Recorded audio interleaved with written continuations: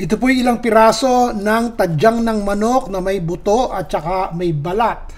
Ibabad muna natin sa toyo, sa suka, at saka sa pamintang durog. Haluin po natin yan. Ibabad natin siguro ng mga kalahating oras. Lagay muna tayo ng mantika ha? Mga 4 na kutsara pong mantika. Painitin natin yan. Gisa na po tayo ng bawang.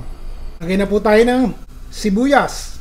O ngayon, kapag mapula-pula na yung ating sibuyas at bawang, idadagdag ko na po itong ating manok. Yung balat ang unahin nyo dun sa kasirola para yun ang maluto ka agad at pumula at magmantika pa. Para hindi siya maninikit kung kayo po hindi gumagamit ng non-stick pan.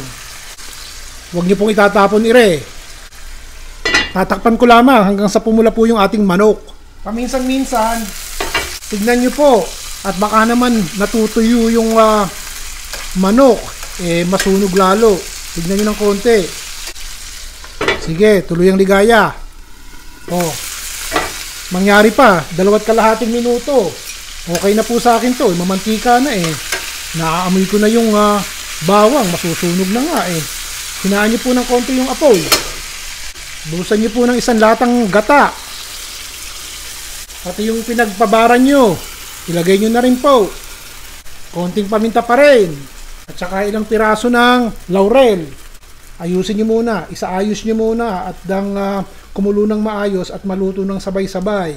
Basta yung apoy po, hinaan nyo ng bahagya. Tsaka ako tatakpan na. At hayaan nating tuluyang maluto yung manok. O tignan nyo. Kung sakasakaling hilaw pa po yung manok, at medyo may dugo-dugo pa at ayaw nyong matuyo yung ating gata, lagyan nyo po ng katitik na tubig, kahit mga 1 tasang tubig o kalahating tasa, para makasigurado kayong hindi natutuyo. Mamaya po, takpan muna natin Mamaya itatanggalin ko yung takip at hayaan nating magmantika at lumapot po yung sabaw.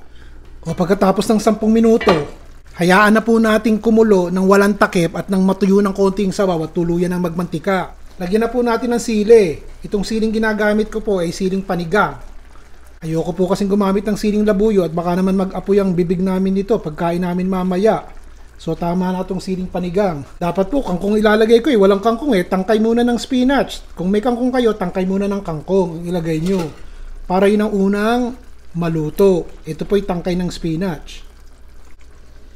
Takpan po natin sandali. Pagkatapos ng 1 minuto, tsaka na po natin ilagay yung dahon. Kung dahon ng kangkong ang ilalagay nyo, dahon ng kangkong. Ako po yung spinach.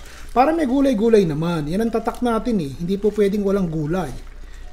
Patayin nyo na po yung apoy at hayaan nyo lang kumulo ng konti at nang maluto itong ating mga gulay, yung mga dahon. Dahil madali namang maluto yan Gandang tignan, di po ba? Siyang-siya po ang kalooban ko kapag nakikita ko yung mga nagpo-post ng magandang comment na sinasabing natututo silang magluto O another lutong bahay na naman tong aking ipinakita sa inyo. Gayahin nyo na po sa bahay. Mag-adobo kayo na may gata. Lagyan nyo ng konting gulay sa huli at nang magustuhan ng pamilya. Sana po ay huwag kayo magsasawa na maglagay ng comment dito sa baba.